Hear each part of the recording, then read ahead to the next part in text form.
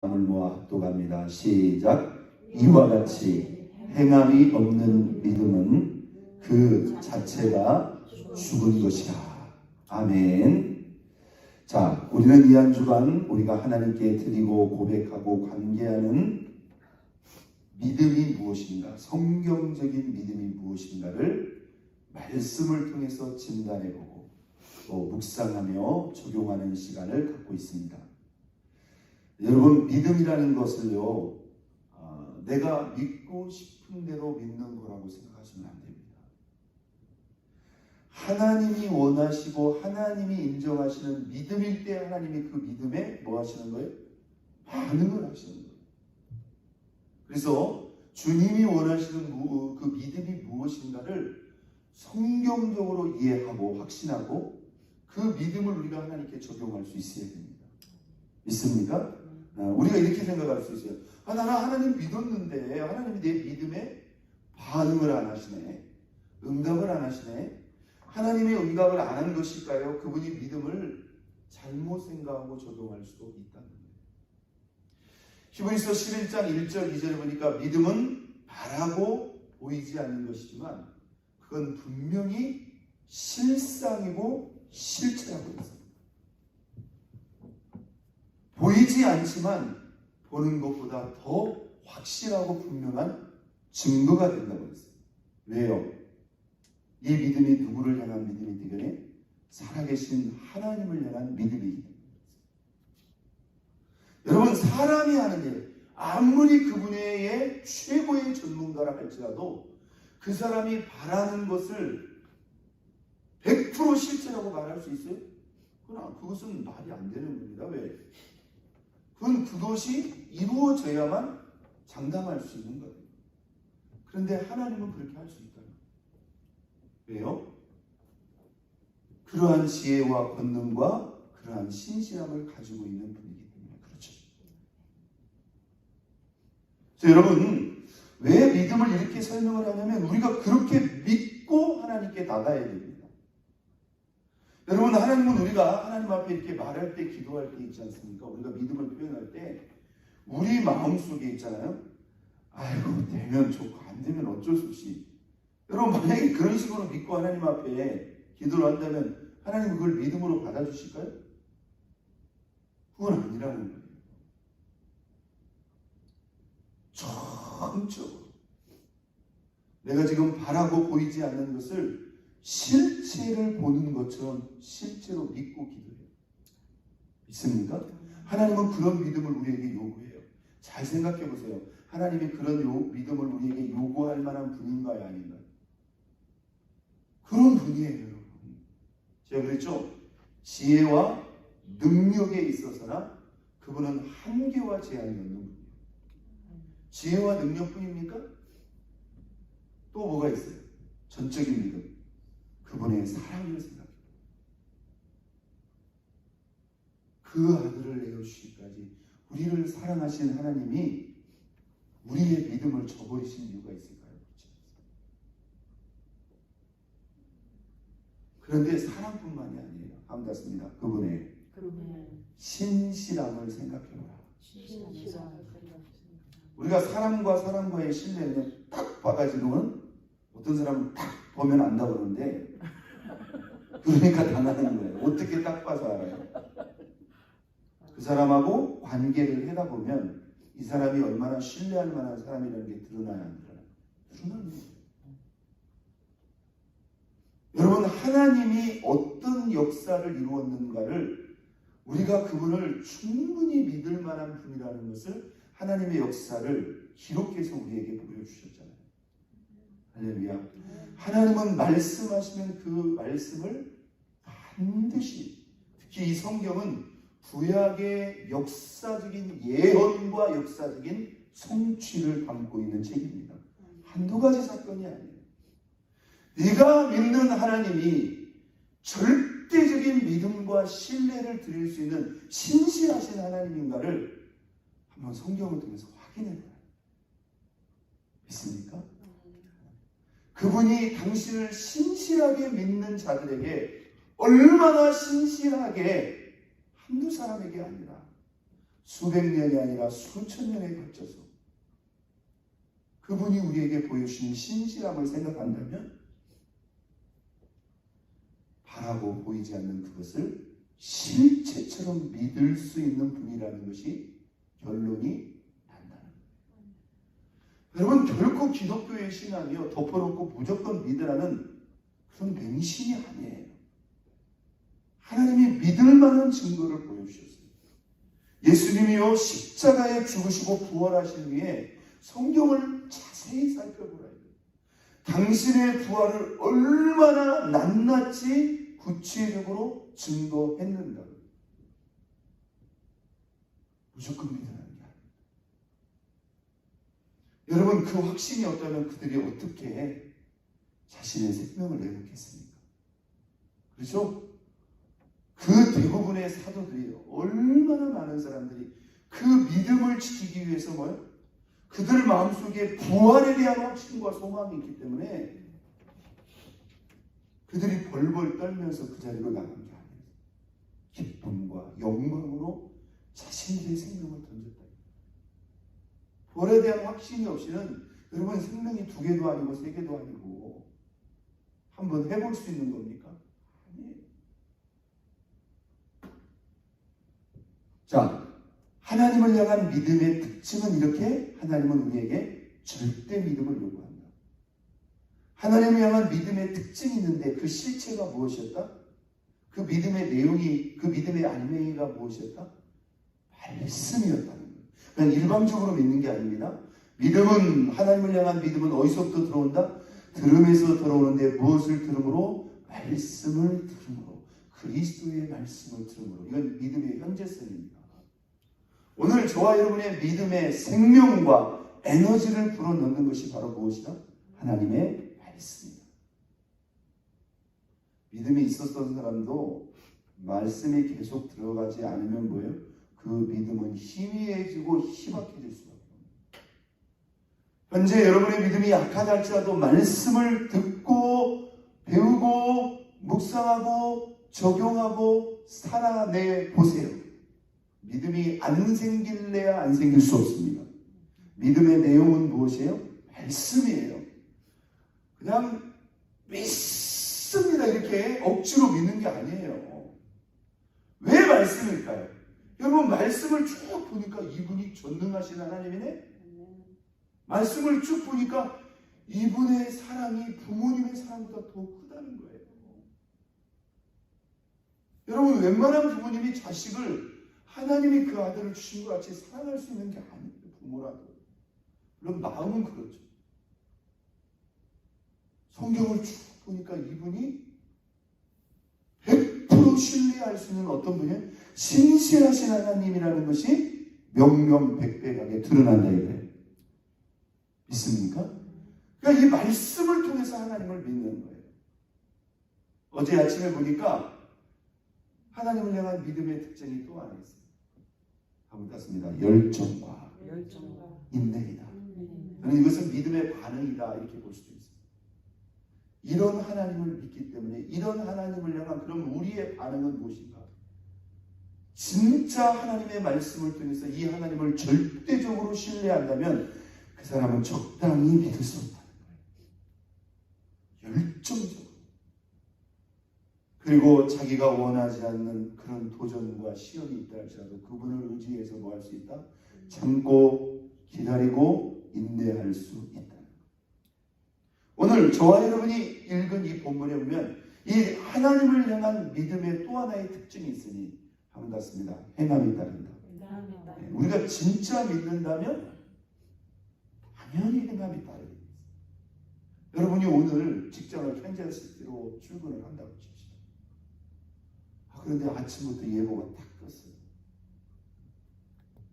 저 캔자스시티에 허리케인 스톰이 다가오니 그쪽으로 가지 마라. 또 그쪽에 있는 사람들은 다 대피하라. 그런 예보가 났다고 칩시다. 여러분 피하겠어요? 안 피하겠어요? 왜 안 피하겠어요? 그걸 믿는 사람은 피합니다. 아이 와도 뭐 스톰이 뭐 캔자스티를 네가 사는 지역은 안 덮을 수 있는 거지. 못 믿는 사람은 뭐예요? 그냥 자기 생각으로 있을 수 있는 거예요. 제가 여러분에게 묻겠어요. 일기예보가 정확할까요? 우리 하나님이 정확할까요? 여러분, 우리가 일기예보를 주의하고 아니면 100% 믿는 것은 아니에요. 우리가 살아계신 하나님을 믿는데 그 말씀을 듣고 그 믿는 바를 행할 거냐 행하지 않냐, 이게 저와 여러분의 믿음의 선명성을, 그 믿음을 그대로 열심히 드러납니다. 사람이 믿는다면 행하게 되어 있어요. 만약에 행하지 않는다면 이건 온전히 믿지 않는 거예요. 여러분, 이런 절대적인 하나님 앞에 당연히 따라오는 중요한 신앙의 덕목이 있어요. 절대 행함이고 절대 순종이에요. 그런데 이 행함을 또 부분적으로 선택적으로 적용하네요. 이렇게 봐가지고 내 마음에 들고 내가 하고 싶은 것만 혹은 내가 할 수 있는 것만 행한다? 이것도 온전합니다. 자, 오늘 그 행함의 믿음에 대해서 아주 집중적으로, 입체적으로 우리가 못 알아들을까봐 여러 가지 방면에서 강조하고 있는 본문이 바로 야고보서 2장입니다. 이와 같이라는 말은 무슨 말입니까? 이미 앞에서 얘기했어요. 결론적인 이와 같이 행함 없는 믿음은 그 자체가 보다 죽은 것이다. 쭉 내려가셨어요. 2장 마지막 절 26절에 보세요. 다시 한번 강조합니다. 시작. 영혼 없는 몸이 죽은 것 같이 행함 없는 믿음은 죽은 것. 죽은 것이라는 말은 무슨 말입니까? 이건 생명이 없다. 여러분, 죽으면요 손 하나 까딱할 수 없습니다. 아무것도 할 수 없어요. 행함 없는 믿음은 안 좋은 믿음이라고 표현하지 않습니다. 행함 없는 믿음은 작은 믿음이라고 표현하지 않습니다. 행함 없는 믿음은 그 자체가 뭐예요? 이건 아무것도 할 수 없다는 거예요. 저는 이렇게 여러분에게 말하고 싶습니다. 내가 믿는 만큼 행하는 거예요. 더도 말고 덜도 말고. 30% 행하고 있으니까 30% 믿고 있는 거예요. 행하기는 30% 믿으면서 나 100% 믿어요. 말이 안 된다. 믿는 만큼 행하는 거예요. 행함이 없다면 이건 죽은 거. 영혼 없는 몸이 사람의 몸에서 영혼이 빠져나왔으면 그건 시체예요. 그게 시체입니다. 자, 오늘 본문을 조금 부연설명하고 있는 말씀이 오늘 본문에 많이 나와요. 자, 14절로 가겠습니다. 내 형제들아, 만일 사람이 믿음이 있노라 하고 행함 없다면 무슨 유익이 있겠느냐? 그 믿음이 능히 자기를 구원하겠느냐? 여러분, 우리가 분명히 믿음으로 구원받는다고 했어요. 근데 내가 믿는지 안 믿는지는 무엇으로 확인할 수 있는 거예요? 행함으로 확인이 돼야 되는 거예요.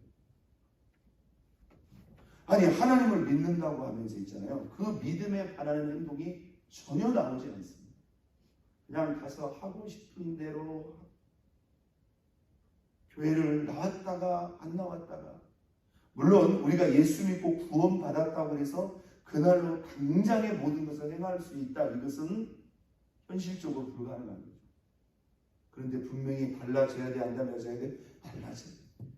행함이 없으면 무슨 유익이 있으리요? 그 믿음이 능히 그 사람을 구원하겠느냐? 만약에 믿는다고 하면서 행함이 없다면 아무 유익이 없다는 거예요. 그리고 자기를 구원하겠느냐? 이건 구원도 뭐예요? 확신할 수 없다. 이렇게 우리가 말할 수 있어요. 자, 18절 아주 설득력 있게 말합니다. 18절 같이 읽겠습니다. 어떤 사람은 말하기를 너는 믿음이 있고 나는 행함이 있으니 행함 없는 내 믿음을 내게 보이라. 나는 무엇으로? 행함으로 내 믿음을 내게 뭐하겠다? 보이겠다. 여러분, 우리가 이렇게 외쳐야 됩니다. 여러분, 우리가 알잖아요. 우리 자신을 속인다는 게 바로 이것입니다. 우리는 행하지 않으면서 내가 스스로 믿고 있다고 뭐 할 수 있어요? 착각할 수 있어요. 다 믿음 좋아. 행하고 싶은 것만 행하면서 온전히 믿는가?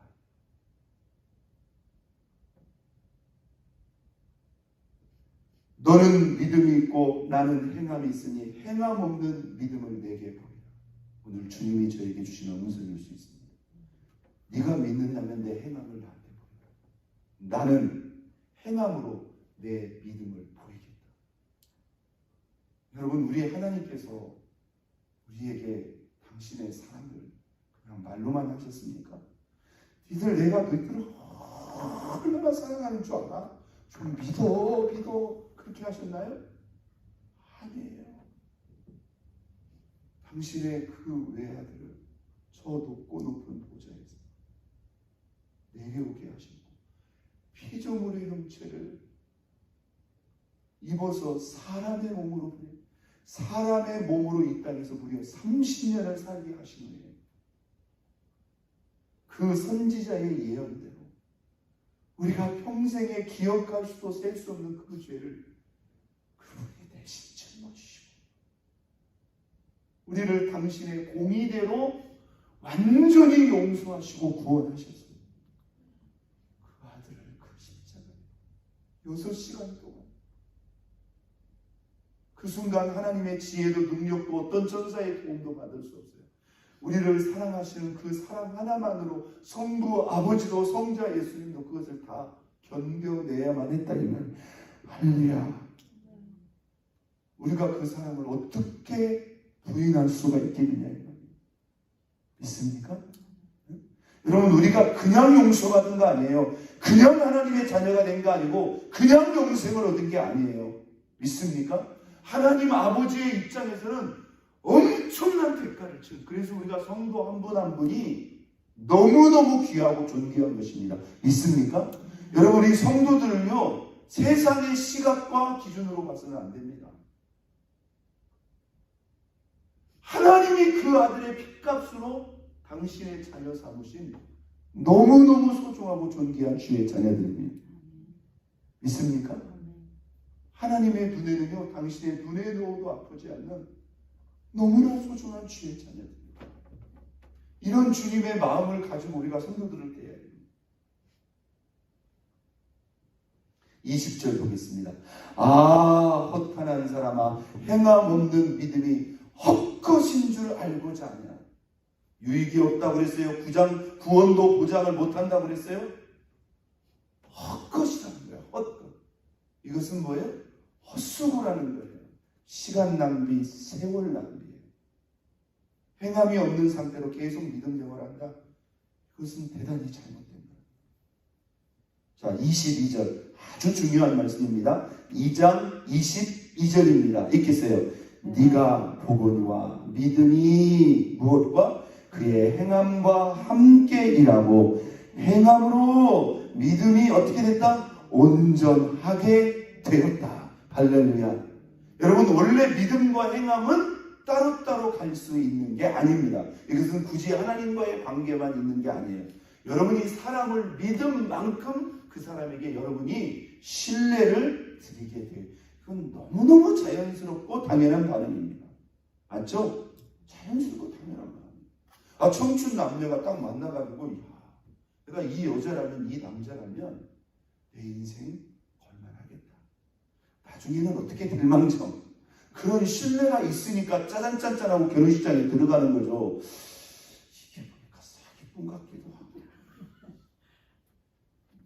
남자 따라갔다가는 이거 고생만 하가지고. 그런데 여러분 인생을 탁 드려요? 잘생겼다고? 아니에요. 그래서 뭡니까? 교제의 기간이 필요한 거예요. 서로를 알아가는 과정이 없이, 물론 옛날에는 뭐 어른들이 가학을 가기도 했지만 요즘은 말도 안 되는 이야기죠. 여러분, 우리 하나님이요 우리의 생명과 일생을 드릴 만한 그런 신뢰와 증거를 우리에게 주신 분입니다. 믿습니까? 오늘 하반절에 보니까 행함이 믿음으로 온전케 되었다. 여러분, 믿는 말을 행해보세요. 행하다 보면요 그 행함이요 거꾸로 어디에도 믿음에도 영향을 주더라고요.